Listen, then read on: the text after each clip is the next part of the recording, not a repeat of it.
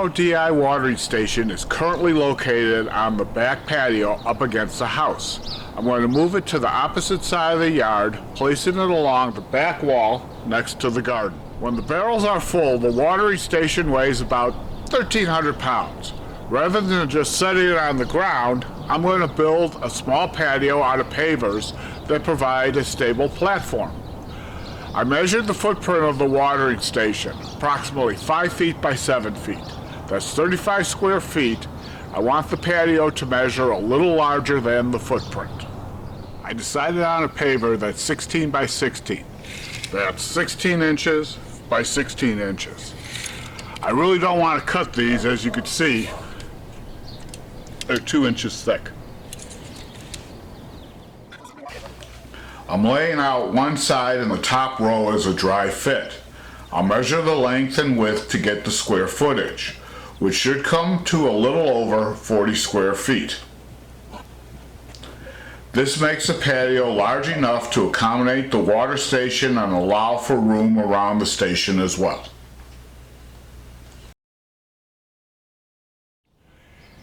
If I lay 4 of these pavers out, that gives me 5 feet 4 inches. If I lay 6 across, that gives me 8 feet. That gives me a patio of 5.5 feet by 8 feet. Perfect. With the pavers out of the way, I marked the area for excavation. Drainage is a consideration, even here in the desert. It rarely rains, and there's a 10-foot wash behind this fence, so I'm not worried about flooding. But moisture can get trapped beneath the pavers. So to avoid this, I'm going to dig down about 3 to 4 inches. I'll line the excavated area with landscape fabrics and fill it in with leveling sand. This allows for drainage and secures the pavers. Let's get started. We dug down about 3 or 4 inches, leveled the area, and tapped it down. Now we'll add the landscape fabric. Lining the excavated area with landscape fabrics deters weeds and grass from growing up through the spaces between the pavers without interfering with the drainage. After installing the fabric, we fill the area with leveling sand. This sand is fine enough to encourage drainage, but still helps provide a stable foundation for the pavers. Using a large pair of sewing scissors, we cut one piece slightly larger than the size of the excavated area. Lay the fabric down on the surface and smooth it out. Continue smoothing the fabric as you secure it to the ground. Use landscape staples for this, positioning them every few inches. Use a small hammer as needed to push the staples down to the ground level. I want to get the fabric as close to the block wall as possible, so we add a couple more pieces. Make sure to overlap all the pieces so there are no gaps. Now we add the leveling sand. We use all-purpose sand for this layer. The sand provides a porous but stable foundation for the pavers. How much sand you need for your project depends on the size of the area.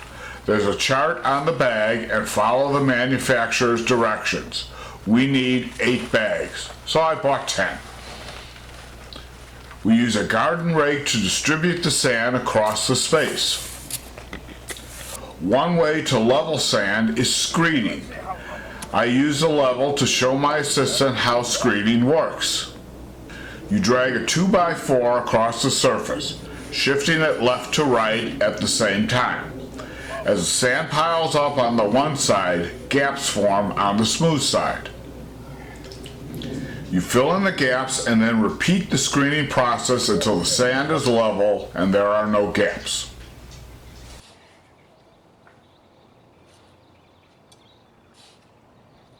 The landscape fabric is down and we filled the area with sand.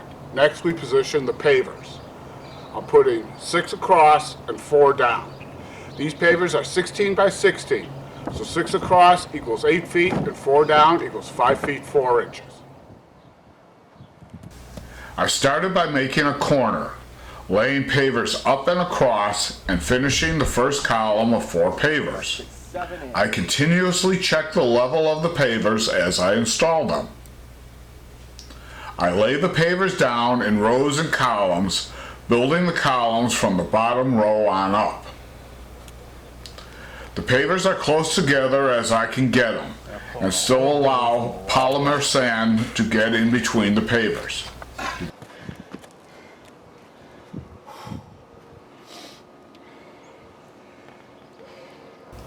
I need a small trench between the outer edge of the installed pavers and the yard. This is where I install the edgers. They help keep the pavers in place, but they'll be covered so all we'll see is the patio.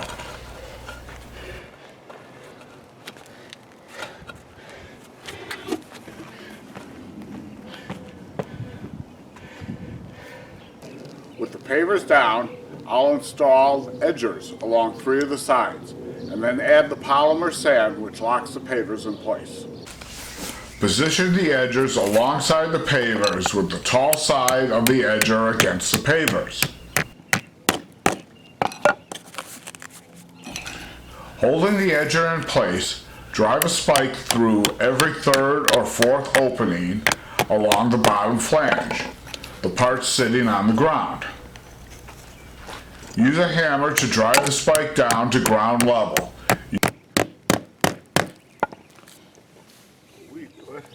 With the edges installed, the next step is to fill the joints with polymer sand. The sand is very fine, the grains are so small, almost no air can get between them. By minimizing the air pockets in the joint lines, we reduce the possibility of the pavers shifting.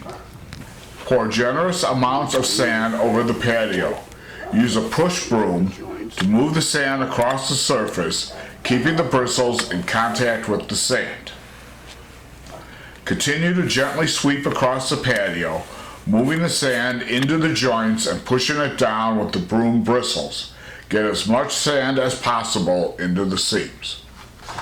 Switch to a household broom and begin sweeping the excess sand off the pavers. Next, clean off the pavers. Use a gentle spray from the hose to remove any remaining sand and to wet down the joint lines so the sand settles evenly into the joints. The patio is finished. I installed the pavers and covered the edges with backfill from the dig. With the pavers locked into place, I'm ready to move the water station to its new location. I wanted to move my RODI station off the patio and selected this site along the wall. I excavated a 6x8 area, digging down about 3 inches. I lined the area, added sand, and installed 16 by 16 inch pavers. I used polymer sand to lock the tiles together. This patio is more a platform, as it's not being used for foot traffic or a seating area. I meant this area to withstand the weight of the RODI station without the tiles slipping or sinking. You could do something similar for a barbecue grill, a workbench, or create a small garden with potted plants. I hope we've inspired you with this project, and thanks for watching.